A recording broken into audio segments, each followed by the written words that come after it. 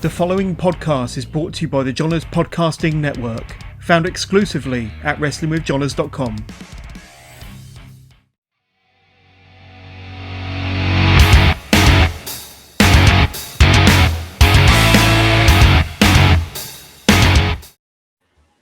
All right, ladies and gentlemen, thank you for joining us here on a new edition of Bucklebomb Entertainment Live. Of course, you got me out of Syracuse, New York, Sarah Visick, and joining us from AEW Are You Elite, the all-elite bearded genius, Eric. How are you doing tonight? Fantastic. Really can't wait to dive into these great discussion that we're going to have here tonight about wrestling. I've been waiting and dying to come on here to really dive into what's been going around the wrestling world. Is amazing right now. Yeah, it's been a while since we've done a show, so we got a lot we can talk about. First thing I'll touch on first, we haven't done a show since then. Elimination Chamber. One thing I think is kind of funny with WWE, how they're doing this, is they're saying, Bobby Lashley's in concussion protocol, when in reality, he's having a shoulder injury, having some surgery done on it, going to be out 4 months, but they're teasing that he might be in a title match on March 5th for, I think they're calling Saturday Night Main Event. So, and they don't think we pay attention to the littlest things. And, obviously when I was finally watching probably the last moments of that match, because as you know, Sarah, I really didn't care for Chamber. And yeah, I don't know why they just don't admit that, okay, this is a serious injury with Lashley. He really had this serious injury. Why don't you just really state the truth of his, severity of his injury? It just doesn't make sense why they do that. Yeah, that's kind of weird with Bobby Lashley being advertised for Saturday Night Main Event. I mean, especially when that report just came out for the new, well, not the new show, but the revamp of the special of Saturday Night Main Event. So, kind of interesting, to say the least. Other thoughts from that, the women really rocked in Saudi Arabia. They got to use, some custom gear a little bit. They're still covered, neck to toe as they're supposed to be. But the women's chamber match was really good. We saw Bianca Belair come out on top. So she'll get her rematch with Becky Lynch at WrestleMania. And then, of course, we had Becky Lynch and Lita tear the house down. Fans are really gravitating towards Lita, which is great to see. Yeah, I did hear some positives about Lita going out there, so good for her. As for the women's chamber match, I mean, I obviously, you guys were commenting so much praise about the match, and I finally got to see the highlights. I was impressed, absolutely. The woman really went out there really well. I wish the match was a little longer, though, but my only little nitpick is you have Alexa coming back. Why didn't you just have Alexa win here? I mean, my personal opinion, it should have been Alexa because, first match in just about a year, maybe more. It would have been good. If I'm not mistaken, I think her last match was SummerSlam. Of last year? Of 2021, yeah. Oh, okay. Right about that, I believe that's when it was. I'm not 100%, but either way, one good thing, there is a big positive to the result, though. I love the long story, the long-term storytelling with Bianca definitely going to get a redemption against Becky at Mania. But the only problem that scares me a little bit, you got WrestleMania Backlash, that theme. So is this going to be a win for Becky, or is it going to be Bianca getting her good moment again this year? We'll see. Yeah, and then of course we see Brock Lesnar win the title, dominating fashion. As we find out, he wasn't supposed to come out of the chamber when he did. They're just kind of busting his way through. Got a little impatient, which added a little bit of comedy. Just see him bust through that plexiglass. I'm telling you, I really will praise this Brock a lot. I'm really enjoying it more than Roman. And, it's just Brock's having the time of his life. He really is. Much as I really didn't care for who won, but, at the end of the day, you know, Brock is Brock is really showing a different color side of him, and it makes me really like him even more. I mean, pending on his deal that he re-signed with WWE last summer, I mean, I hope we get to see more of Brock, and this is the direction that I would like to see. Yeah. Even after possibly him losing the title at Mania. So Not much going on with Raw this week. The one interesting thing is in Raw in 2 weeks, we now have a three-way triple threat match for the Raw Tag Team titles. Alpha Academy will be defending against RK Bro, and now Seth Rollins and Kevin Owens as a tag team. So probably whoever they want going into WrestleMania as the tag team champions is going to be who wins this match.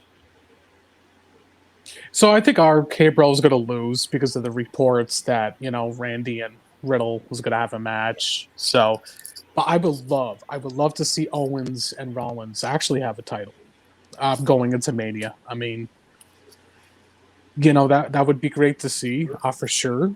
Same time, like Rollins is getting these babyface reactions, so who knows what's going to happen with Rollins. But I would be all for them winning. Is it too soon for Alpha Academy to lose, though? If this gives Rollins and Owens something to do at Mania, I'm all for it. And that's not me trying to knock on Alpha Academy. I mean, when they won the titles, I was happy for them. Now they're just coming off as a goofy tag team, and I really can't buy into that, especially with Otis. Sheesh.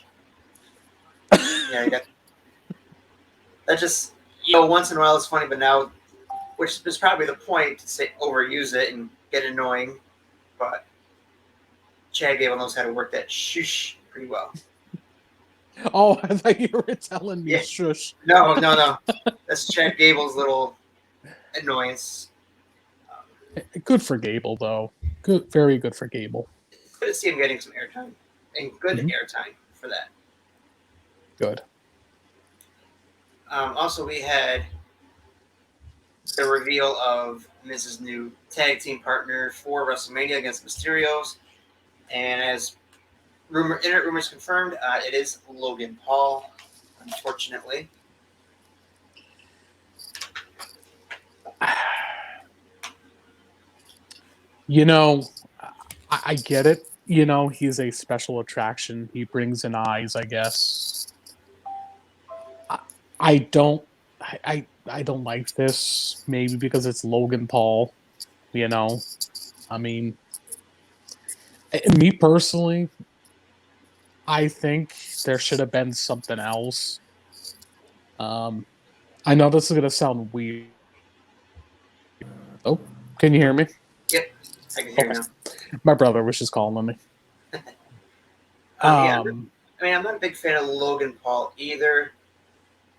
If he's willing to put in the work like Bad Bunny did, maybe it's changed my mind.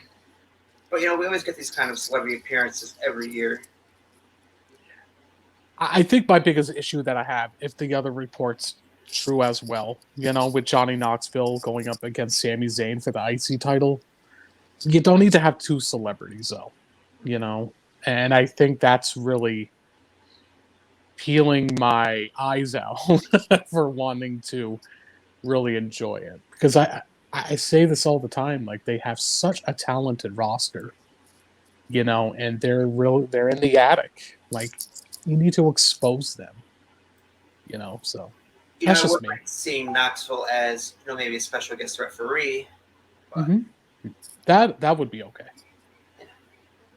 We'll see what happens with that. Agreed. Moving on to a little AEW this week. MJF just lighting up the internet again with that phenomenal promo where he just breaks down and says, "This is what my childhood was like. This is what happened." And just making a question whether or not, if it's real or not. That what really got to him was CM Punk holding that picture last week and saying, "This was the highlight of your life. This was just another Friday night for me." So now it's becoming really personal for MJF and CM Punk. After seeing that is the reason why on AEW Are You Elite, you guys can tune in tonight for a great MJF discussion because of that one promo. MJF, man, I tell you, like, I really can't believe how amazing this guy is. I mean, it's just the crowd was just eating MJF alive when he was coming to the ring, and then after when he was done with this promo, they did not want to boo MJF at all. No. Like, they were really sympathetic for the guy. And that's what I love about the AEW faithfuls is they're smart, they listen.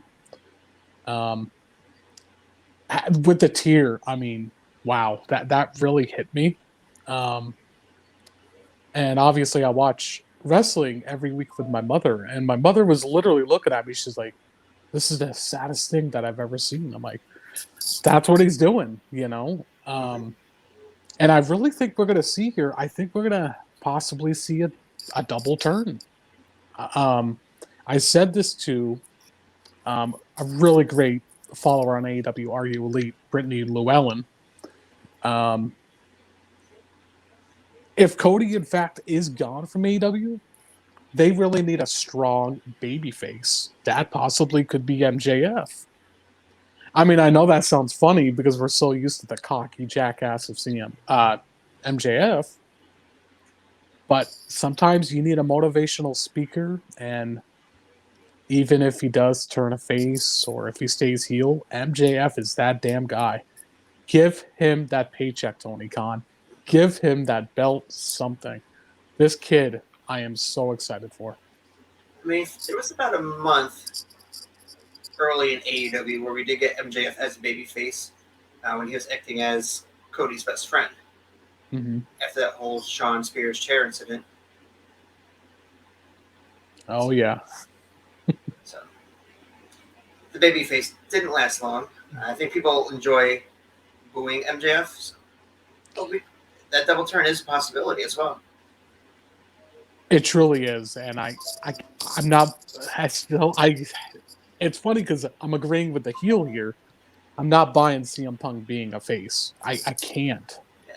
It's so hard because of MJF is doing such a damn good job right now. Mm-hmm. It's amazing. We know how CM Punk likes to pay homage to Bret Hart. Well, this could be that double face turn that like Bret Hart and Stone Cold had. That one pay-per-view. I mean, CM Punk did say, he would come back, wrestling for a company if the storyline makes the most sense. And maybe will be it. You never know. Agree. Of course, we heard rumors before the show about Jonathan Gresham and Shane Strickland, mainly known as Isaiah Swerve Scott. They were backstage. They were getting ready to make appearances. We didn't see it, but we did get the first appearance of Buddy Matthews unexpectedly. And what was even more unexpected was he sided with Malachi Black and joined House of Black. Yeah, I mean, that was pretty cool as well. I had somebody poke at me, though, saying, "Oh, this is why Buddy Matthews or AEW sucks because they can't come up with their own created star." I'm like, what? And this guy was saying, "Oh, look, he still has the same attire that he had at WWE." Okay, what if that's what Buddy Matthews wanted? But no, in all seriousness, I think this is a good signing for sure. I keep saying this time and time again. They need to get these trio titles done. They need to get these done now because, telling you, I was reading this today, Sarah. I think I counted 13, 14 faction/tag teams. That's a lot. They really need to make those trio titles. Yeah, I think they need to get Rampage up to 2 hours. They can fit the bigger roster. Because there is another star that's coming. We'll get to him in a minute. They need more time to fit more talent and get those trios titles. Totally agree. But also, Jeff Hardy was on a podcast, and he let us know that he was heading to AEW pretty much as soon as his 90 days was up. So, Hardy boys, it's coming. I was going to say, how ironic is it that it feels like they have it planned, like for real, because literally his 90 days up is the Wednesday after Revolution. Yep. It's just amazing how well they have these things planned. It's just ironic. So we're gonna see that debut definitely. So next Wednesday, I'm sorry, the following Wednesday. So I think we kind of see the writing on the wall about Matt Hardy getting kicked out of the Andrade Hardy family office. So thank gosh, drop that faction as a whole as well. Butcher and Blade, perfect example. Like Butcher looked amazing. I mean, he looked really good last night. I'm surprised. I thought he was supposed to be out another couple months with an injury, but I guess healed up or was misdiagnosed or something. But hey, that's great to hear. Yeah, I mean, he looked fantastic shape. We'll get off AEW for a second because I did see a report today while we're talking about injuries. We'll switch to Impact for a minute. Moose is apparently working through an injury as well. It's reported he's got a torn labrum, but is working through it. Painfully, I'm sure. That's a warrior right there. Yeah. Very, very good by Moose, but very risky at the same time. Hopefully, Impact will give him time to heal. Hopefully, A lighter schedule, hopefully. Yeah. It was also reported today. We anticipated Brian Cage leaving AEW. We expected him to be one of those contracts that just wasn't going to get, re-signed. Apparently, there was an option for AEW to pick up Brian Cage for another year, and that's what Tony Khan did. So Brian Cage is with AEW for another year. I'm just like Brian Cage. He was surprised, and so am I. I really thought he was going to be on his way out for sure. Tony Khan must have something planned for Cage, perhaps. Finally. So I just hope they finally use him. I mean, and maybe Melissa Santos won't say anything. We'll see. Yeah.